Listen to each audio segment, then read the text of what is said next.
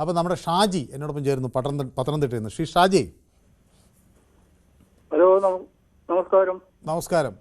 ഈ happy new year. അപ്പോൾ ഈ തർക്കം ഇങ്ങനെ മുറുകുകയാണ്. അപ്പോൾ CPIയുടെ ഒരു പ്രതികരണം അതിര് കവിഞ്ഞു പോയോ ശ്രീ ഷാജി? സാറേ, ചതിക്കാത്ത ചന്തു ആരാന്ന് ചോദിച്ചു കഴിഞ്ഞാൽ മമ്മൂക്കായ. ശരി, അല്ല, 100% ഉറപ്പാണ്. ഇവിടെ ചതിയൻ ചന്തു ആരാണെന്നാ ചോദിക്കുന്നത്. ഇവിടെ യഥാർത്ഥ ചതിയൻ ചന്തു വെള്ളാപ്പള്ളി തന്നെ. അത് ശരി. അദ്ദേഹത്തിന്റെ ആ പെരുമാറ്റം കാണുമ്പോഴേ അറിയാം. ഇവിടെ തന്നെ ഇപ്പം തന്നെ നമ്മുടെ SNDPയുടെ ഒരുപാട് ആൾക്കാർ വിളിച്ചു. അദ്ദേഹത്തിന് എന്തെങ്കിലും ഒരു പിന്തുണ കിട്ടിയിട്ടുണ്ടോ? അദ്ദേഹത്തിന്റെ പെരുമാറ്റം ഇതൊരിക്കലും നല്ലതല്ല. CPIയുടെ അണികളാണെങ്കിൽ 100% ഇത്തവണ CPM-നെ തോൽപ്പിക്കുകയും ചെയ്യും. ബിനോയ് വിശ്വനാഥിനെ ഇല്ലെങ്കിൽ അവരോട് കാണിക്കുന്ന ഈ ക്രൂരത അവസാനിപ്പിച്ചില്ല എങ്കിൽ അദ്ദേഹം പാർട്ടി വിട്ട് കോൺഗ്രസിലോ BJPയിലോ ചേർന്നിരിക്കുകയും ചെയ്യും. ശരി, ഓക്കെ, വ്യക്തമാണ് അഭിപ്രായം. ശ്രീനിവാസൻ തിരുവനന്തപുരത്ത് നിന്ന് എന്നോടൊപ്പം ചേരുന്നു. ശ്രീനിവാസൻ,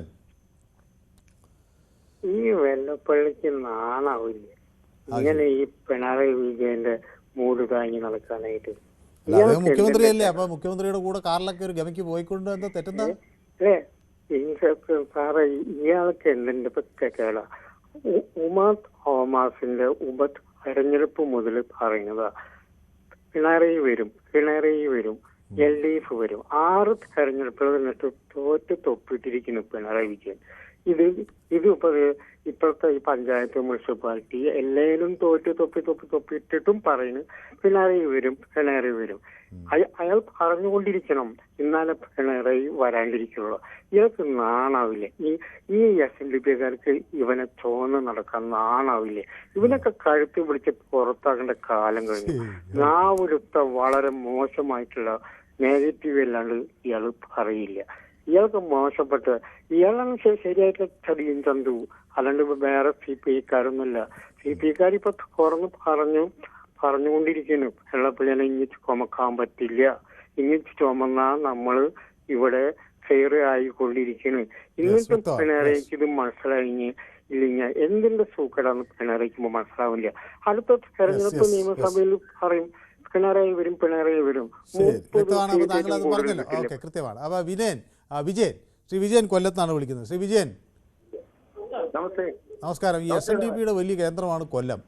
കൊല്ലത്തെ ആളുകളൊക്കെ ഈ തർക്കമൊക്കെ ചർച്ച ചെയ്യുന്നുണ്ടോ ശ്രീ വിജയൻ? എന്താണ് അങ്ങേക്ക് തോന്നുന്നത്? ഇവിടെ എനിക്ക് ഇപ്പൊ ഇതിനെ കുറിച്ച് പറയാനുള്ളത് പറഞ്ഞു സാറേ, ഇത് ആർഷക്കറിന്റെ കാലത്താണ് ഏറ്റവും കൂടുതൽ SNDPക്ക് കൂടുതൽ കോളേജുകളും സ്കൂളുകളും എല്ലാം അദ്ദേഹത്തിന്റെ കാലത്താണ് ഉണ്ടാക്കിയത്. ഞാൻ കോൺഗ്രസ്സുകാരനല്ല. പക്ഷേ അദ്ദേഹത്തിന്റെ കാലത്താണ്. ഇപ്പൊ തന്നെ ഈ മലപ്പുറത്ത് സ്ഥലമുണ്ട്, ഭൂമിയുണ്ട്.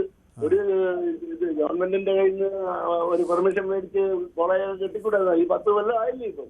ഈ 10 കൊല്ലത്തിനിടയ്ക്ക് അദ്ദേഹം ചോദിച്ച് മേടിച്ചുകൂടായിരുന്നു. എത്ര അവർക്ക് വേണ്ടി പ്രചരണം നടത്തിയ അനുസരിച്ച് നോക്കിയാൽ ഒരു 10-50 കോളേജുകൾ മേടിച്ചു കൊടുക്കണമായിരുന്നല്ലേ ഇത്രയും കാലം കൊണ്ട്, ഈ 10 കൊല്ലം കൊണ്ട്.